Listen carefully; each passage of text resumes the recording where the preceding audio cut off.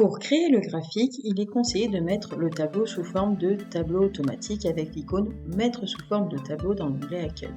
Lorsque c'est fait, il suffit d'être sur une cellule de ce tableau, d'aller sur l'onglet Insertion, Graphique recommandé. Ici, il vous propose les graphiques que Excel pense être le plus adapté à votre tableau. Vous pouvez choisir directement le graphique ici, comme ça, ou alors d'aller sur l'onglet Tous les graphiques et d'aller ici sur Secteur et choisir le type de graphique. Vous pouvez également utiliser l'icône Secteur directement et sélectionner le type de camembert que vous souhaitez. Il suffit ensuite de cliquer sur le camembert. Si vous voulez en insérer un deuxième, il faut resélectionner une cellule du tableau, Insertion et prendre un autre camembert. Et vous pouvez du coup les déplacer.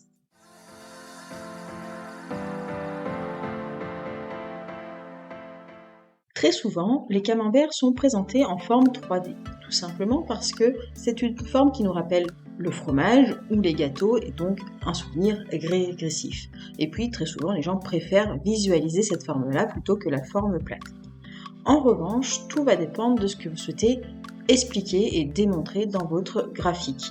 Par exemple, le 2D va réellement montrer les répartitions de la proportion en pourcentage, tandis que le 3D, ça va la masquer. Je vais vous prendre un exemple. Visuellement, vous voyez donc deux graphiques qui sont partis de ce même et unique tableau, donc avec les mêmes et uniques données.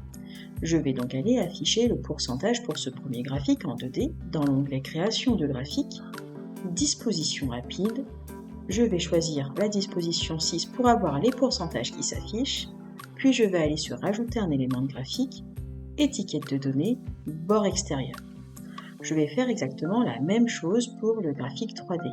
Je vais sur Création de graphique, Disposition rapide, Disposition 6, Ajouter un élément de graphique, Étiquette de données et bord extérieur.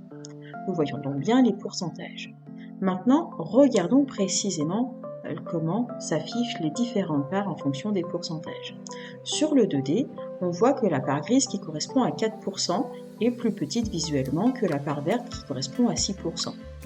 En revanche, cette même part grise, on a l'impression qu'elle est plus épaisse, qu'elle est même plus importante que la part verte qui correspond à 6% sur le graphique 3D. Nous donnons donc une mauvaise information à celui qui regarde le graphique. Deuxième exemple. Nous savons que 18% c'est 2 fois 9%. Visuellement, sur le 2D, on voit bien que la part bleue claire est 2 fois supérieure à la part orange. En revanche, sur le 3D, à cet endroit, la part qui correspond à 18% ne donne pas l'impression d'être 2 fois supérieure à la part orange. Enfin, dernier exemple. La part bleue est un peu plus petite que la part jaune, c'est normal, il n'y a que 3% d'écart. En revanche, sur le 3D, la part bleue est largement plus petite que la part jaune. Le 3D fausse donc les perceptions et les informations qu'on veut donner au niveau du graphique camembert. Si vous souhaitez dire la vérité et ne rien camoufler, il est préférable d'utiliser le 2D.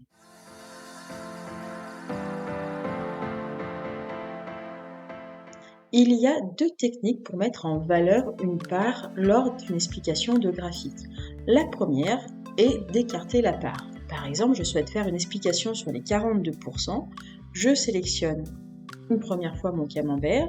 Il y a des points à chacun des angles au niveau des parts et je clique une deuxième fois sur la part sur laquelle je veux écarter. Puis je clique une troisième, je reste cliqué et je vais écarter ma part. C'est une première façon de présenter visuellement la part qu'on souhaite expliquer lors de la présentation du graphique. La deuxième solution est de la mettre en valeur au niveau des couleurs. Je vais le faire sur le graphique 3D.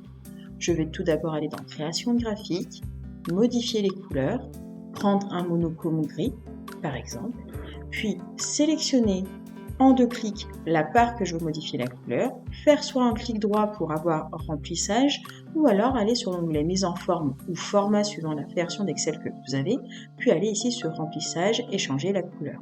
Et vous avez donc 2 méthodes pour mettre en valeur la part que vous souhaitez expliquer.